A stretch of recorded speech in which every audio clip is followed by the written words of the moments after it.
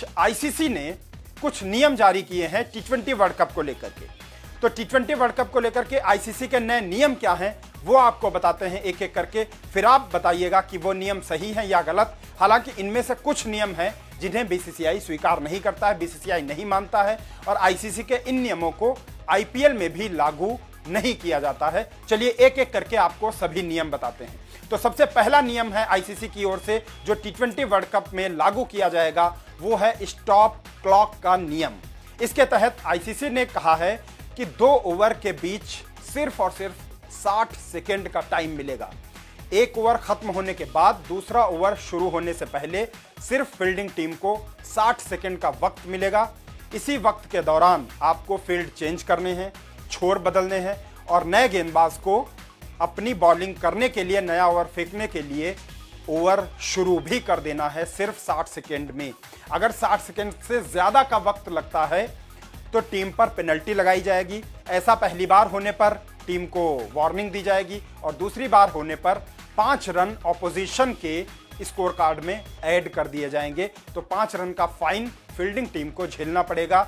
ये stop clock का नियम कहता है और ये नियम टी20 वर्ल्ड कप में लागू किया जाएगा। इसके अलावा दूसरा नियम है कि पहला सेमीफाइनल जो टी20 वर्ल्ड कप का होगा और जो फाइनल मुकाबला होगा जो 29 जून को बारबाडोस में खेला जाएगा, इन 2 मैचों के लिए रिजर्व डे की व्यवस्था की गई है। साथ ही साथ दूसरा आईपीएल जो दूसरा सेमीफाइनल मैच खेला जाएगा उसके लिए कोई भी रिजर्व डे नहीं होगा। ये आईसीसी ने ऐलान किया है। 27 जून को दूसरा सेमीफाइनल होगा, 29 जून को फाइनल मुकाबला खेला जाएगा और 26 जून को टी20 वर्ल्ड कप का पहला सेमीफाइनल होगा। तो दूसरे सेमीफाइनल में जो 27 जून को खेला जाएगा उसके लिए रिजर्व डे की व्यवस्था नहीं की जाएगी, क्योंकि रिजर्व डे अगर होता है तो 28 जून को फिर मुकाबला होगा और ठीक 24 घंटे के भीतर यानी 29 जून को जो भी टीम सेमीफाइनल जीतेगी उसे फाइनल मुकाबला खेलना पड़ेगा। तो ये आईसीसी ने ऐलान किया है कि दूसरे सेमीफाइनल के लिए रिजर्व डे नहीं होगा। हालांकि 4.5 घंटे का अतिरिक्त टाइम दिया जाएगा दूसरे सेमीफाइनल के लिए। अगर बारिश होती है, बारिश की वजह से खलल पड़ता है और मैच नहीं हो पाता है तो 4.5 घंटे तक एक्स्ट्रा टाइम है, वेट किया जाएगा। बारिश रुकेगी तो टाइम कराया जाएगा। ये एक रियायत आईसीसी ने टी20 वर्ल्ड कप में दूसरे सेमीफाइनल के लिए रखी है। इसके अलावा तीसरा नियम क्या है वो आपको बता दें। तीसरा नियम यह है कि अगर मुकाबला टाई होता है तो सुपर ओवर से फैसला होगा। ये लीग मैचों में भी नियम लागू होगा, सुपर 8 के मैचों में भी नियम लागू होगा और सेमीफाइनल्स और फाइनल में भी ये नियम लागू होगा कि सुपर ओवर होगा अगर मैच टाई होता है तो।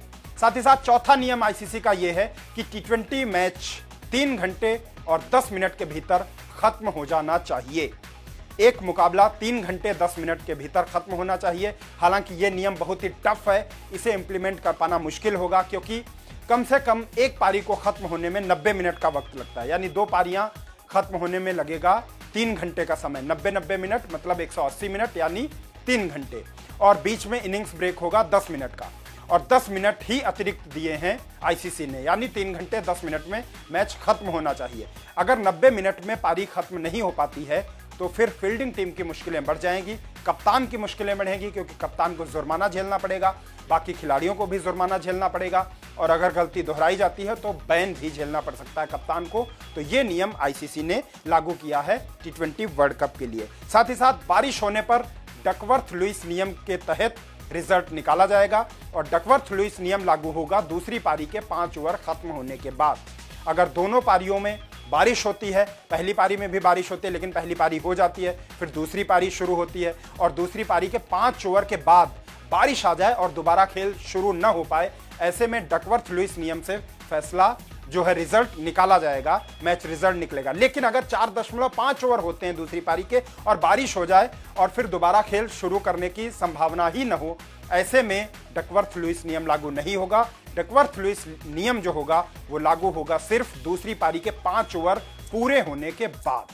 तो ये आईसीसी ने कुछ नियम लागू किए हैं टी20 वर्ल्ड कप के लिए।